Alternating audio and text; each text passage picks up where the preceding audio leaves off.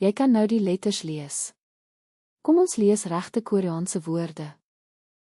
Elke woord is net die boublokke wat jy reeds ken, en nou beteken hulle iets wat jy kan voorstel. Lees hierdie woord. 안녕하세요. Dit beteken hallo. Jy het dit self gelees. Lees hierdie woord. 감사합니다. Dit beteken dankie. Jy het dit self gelees. Lees hierdie woord. 사랑해요. Dit beteken ek het jou lief. Jy het dit self gelees. Lees hierdie woord. 맛있어요.